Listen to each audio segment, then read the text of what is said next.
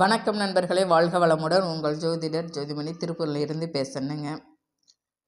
மருதமலை ஜோதிட நிலையம் ஆன்மீக சகோதர சகோதரிகளுக்கு எனது பணிவார்ந்த வணக்கம். இந்த பதிவு புது வருஷத்தில் 12 ராசிகள் 27 நட்சத்திரங்கள் உங்களுடைய பலன்கள் எப்படி இருக்கும் அப்படிங்கிறத பற்றி பார்க்கலாம்.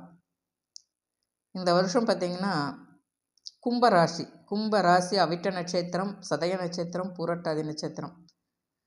இந்த நட்சத்திரத்தில் பிறந்தவங்களுடைய வாழ்க்கை எப்படி இருக்கும் அப்படிங்கிறத பார்க்கலாம். கும்பராசி அவிட்ட நட்சத்திரமாக இருந்தால் சனி பகவான் குடும்பச்சனியாக உட்கார்ந்துருக்கிறதுனால இடமிட்ட இடம் மாறக்கூடிய சூழல் ஏற்கனவே இருந்துட்டு தான் இருக்கும். இருந்தாலும் உங்களுடைய குலதெய்வத்துடைய அருளெல்லாம் கொஞ்சம் நல்லா இருப்பீங்க. அதாவது பொதுவாக இது அவிட்ட நட்சத்திரம் படிக்கிற குழந்தைகளாக இருந்தால் +1 படிக்குது, +2 படிக்குது, 10th படிக்குது, காலேஜ் போயிட்டுருக்குறாங்க அப்படின்னா கொஞ்சம் பிடிவாத குணம் இருக்கும், முரட்டுத்தனம் இருக்கும். ராகு திசை நடப்பதால் இதெல்லாம் இருக்கும். உடல் உபாதைகள் இருக்கும். அம்மா அப்பாட்ட சண்டை போட்டுக்குவாங்க, அப்பா கிட்ட சண்டை போட்டு பேசாமல் இருப்பாங்க, அம்மாவோட சண்டை போட்டு பேசாமல் இருப்பாங்க, சொன்ன வார்த்தை கேட்க மாட்டாங்க. இப்படியெல்லாம் நடக்கும். துர்க்கை அம்மனை வழிபாடு செய்யுங்க. கோயம்புத்தூரில் பார்த்திங்கன்னா கோயம்புத்தூரில் சிவன் கோவிலில் துர்க்கை இருக்குது. பேரூர் அப்படிங்கிற இடத்துல சிவபெருமான் இருக்கிறார். பேரூர் சிவபெருமானே பேர். அவர் அங்கே போனீங்கன்னா அங்கே அந்த சிவன் கோவிலில் துர்க்கை அம்மன் இருப்பாங்க. எருமைக்கடாய் மேலே துர்க்கை இருப்பாங்க. அந்த அம்பாளை வழிபாடு செய்யுங்க. இந்த கோபம் அப்படியே தணிஞ்சு போகும். சதய நட்சத்திரமாக இருந்தால் 17, 18, 20 வயசு, 22 வயசுக்குள்ளே இருக்கிறாங்க அப்படின்னா அவங்களுக்கு குரு திசை நடக்கும். இப்போ இந்த குழந்தைங்க பொன் குழந்தைகளாக இருந்தால் வரன் பார்ப்போம் இல்லையா? கண்டிப்பாக இந்த காலகட்டத்தில் குரு திசை நடந்துட்டுருக்கிற காலகட்டத்தில் அவங்களுக்கு வரன் அமையும்.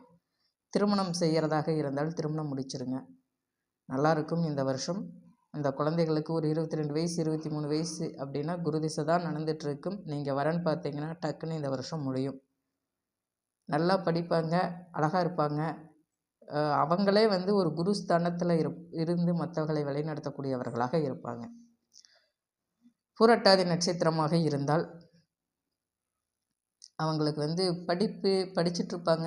ஆனால் கொஞ்சம் உலட்டிக்கை இருந்துகிட்டே இருக்கும்.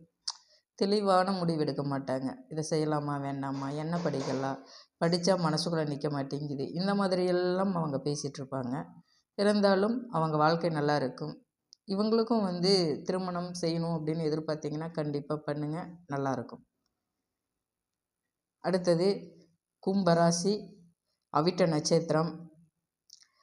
35 வயசு 40 வயசுக்குள்ளே இருக்கிறீங்க அப்படின்னா வேலையில் இடமிட்டு இடம் மாறக்கூடிய ஒரு சூழல் இருக்கும். வண்டி வாகனத்தில் போகும்பொழுது பார்த்து சூதானமாக போங்க. 4ஆம் திசை சனி திசையாக வர்றதுனால கண்ட திசையாக வரும். அதனால் உடல் ரீதியாக பிரச்சனைகள், கைகலப்புகள் வர்றதுக்கு வாய்ப்புகள் இருக்குது. கொஞ்சம் பார்த்து சூதானமாக இருங்க. கோர்ட்டு கேஸுன்னு போகிறதுக்கெல்லாம் வாய்ப்புகள் இருக்குது. கொஞ்சம் பார்த்து சூதானமாக போங்க, நல்லதே நடக்கும். வேலையில் முன்னேற்றம் கிடைக்கும். ஆனாலும் இந்த பிரச்சனைகள் வர்றதுக்கு வாய்ப்புகள் இருக்குது. நம்ம ஜாதகம் பார்க்குறதே இந்த வருஷம் நமக்கு நல்லது நடக்குதா, இல்லை நமக்கு ஏதாவது ஒரு பிரச்சனைகள் வரப்போகுதா, அதிலிருந்து நம்ம எப்படி கொஞ்சம் விலகி இருக்கிறது அப்படிங்கிறதுக்காகத்தான். பிரச்சனைகள் வரும்னு தெரிஞ்சுன்னா நீங்கள் அதிலிருந்து கொஞ்சம் விலகி இருங்க, அதுதான் உங்களுக்கு நல்லது. சதய நட்சத்திரமாக இருந்தால் பிரச்சனைகள் பெரிய லெவலில் பாதிப்பெல்லாம் வராது. உங்களுக்கு 30 வயசு 35 வயசாக இருந்தால் 40 வயசுக்குள்ளே இருந்தீங்கன்னா பிரச்சனைகள்லாம் பெரிய லெவலில் வராது. ஆனால் இடம் விட்டு இடம் மாறக்கூடிய ஒரு சூழல் இருக்கும். வேலைக்காக இடம் விட்டு இடம் மாறக்கூடிய ஒரு சூழல் இருக்கும். உடல் உழைப்பு அதிகமாக இருக்கும். உடல் உழைப்புக்கு தகுந்த வருமானம் கொஞ்சம் கம்மியாக இருக்கும். இருந்தாலும் முன்னேற்றம் கிடைக்கும். முயற்சி பண்ணுங்க. ஆஞ்சநேயரை வழிபாடு செய்யுங்க. இப்போது அவிட்ட நட்சத்திரக்காரர்கள் முருகனை வழிபாடு செய்யுங்க. திருச்செந்தூர் கோவிலில் அந்த திருச்செந்தூர் உள்ள கோவிலுக்குள்ளே வளாகத்தை சுற்றி வரும் பொழுது உள்ளே பார்த்திங்கன்னா சம்ஹார முருகன் இருப்பார். புடைப்பு சிற்பமாக சம்ஹார முருகன் இருப்பார். அவரை வழிபாடு செய்யுங்க. எதிரிகள் உங்களுக்கு கம்மியாவாங்க. சதய நட்சத்திரமாக இருந்தால் நீங்கள் ஆஞ்சநேயரை வழிபாடு செய்யுங்க. ஆஞ்சநேயரை வழிபாடு செய்யும் பொழுது இந்த உடல் உழைப்புக்கு தகுந்த சம்பளம் இது கிடைக்கிறதுக்கு வாய்ப்புகள் இருக்குது. உங்களுக்கு அந்த உடல் உழைப்புக்கு வீண் அலைச்சல்லாம் இருக்கு இல்லையா, அதெல்லாம் தாங்கிக்கக்கூடிய சக்தி அவர் தருவார். பரவாயில்ல பார்த்துக்கலாம் அப்படிங்கிற அளவுக்கு மனதைரியத்தை கொடுக்குறவர் ஆஞ்சநேயர். சதய நட்சத்திரமாக இருந்தால் ஆஞ்சநேயரை வழிபாடு பண்ணுங்க. பூரட்டாதி நட்சத்திரமாக இருந்தால் பெருமாளை வழிபாடு செய்யுங்க. 30-35 வயசு அப்படின்னா பெருமாளை வழிபாடு செய்யுங்க. பெருமாள் வழிபாடு கொஞ்சம் சிறப்பாக இருக்கும். கடன் வாங்கி எந்த வேலையும் செஞ்சிடாதீங்க. நீங்கள் சொந்த தொழில் ஆரம்பிக்கிறீங்க அப்படின்னா கொஞ்சம் கடன் வாங்கி தொழில் ஆரம்பிக்கலாம் அப்படின்னு மட்டும் போட்டுறாதீங்க. நண்பர்களோட சேர்ந்து வேலை செய்யலான்ங்கிறத முடிவுக்குள்ளே போயிடாதீங்க.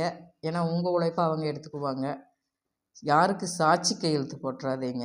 சாட்சி கையெழுத்து போட்டீங்கன்னா நீங்கள் அந்த பணத்தை நீங்கள் தான் கொடுக்க வேண்டியது வரும். அந்த மாதிரி சாட்சி கையெழுத்து மட்டும் போட்டுறாதீங்க. என்னதான் உறவுகளாக இருந்தாலும் ஃப்ரெண்டாக இருந்தாலும் சாட்சி கையெழுத்து போடாதீங்க.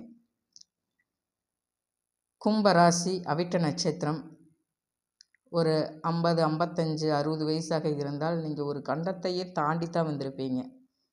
அதனால் உங்களுக்கு பெரிய அளவில் பாதிப்பெலாம் இருக்காது, நல்லா இருக்கும். உடல் ரீதியாக சின்ன சின்ன உபாதைகள் வந்து போனாலும் பாதிப்பு எதுவும் கொடுக்காது, நல்ல முறையாக இருக்கும். சதய நட்சத்திரமாக இருந்தால் ஆயுள் ஹோமம் பண்ணுங்க. 50, 55 வயசு 60 வயசு அப்படின்னா ஆயுள் ஹோமம் பண்ணுங்க.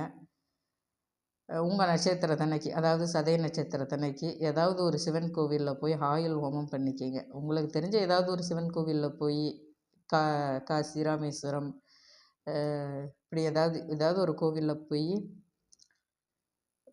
ஆயுள் ஹோமம் பண்ணிக்கிங்க. திருவண்ணாமலையில் சுற்றி இருக்கிற வாயு லிங்கம், அப்புறம் அக்னி லிங்கம்ல நிறையா லிங்கங்கள் இருக்குது. அவங்களுக்கெல்லாம் போய் ஏதாவது உங்களால் முடிஞ்சது கொஞ்ச நேரமாவது அந்த இடத்துல போய் உட்காந்துட்டு வாங்க, உங்களுக்கு மாற்றம் கிடைக்கும்.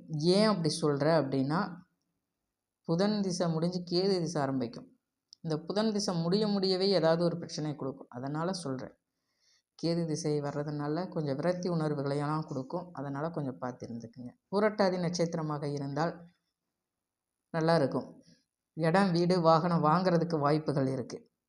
நீங்கள் ரிட்டையர் ஆக போகிறீங்கன்னா உயர்வு கிடைக்கும். உங்கள் வீட்டில் உங்கள் குழந்தைகளுக்கு வரன் பார்த்துட்ருக்கிறீங்கன்னா கண்டிப்பாக இந்த வருஷம் அமையும். முயற்சி பண்ணுங்கள், உங்கள் குழந்தைகளுக்கு வரன் அமையும். இந்த வருஷம் உங்கள் வீட்டில் சுப காரியம் நடக்கும், நல்லதே நடக்கும் சிவனுடைய அருளால். நன்றி, வணக்கம் நண்பர்களே.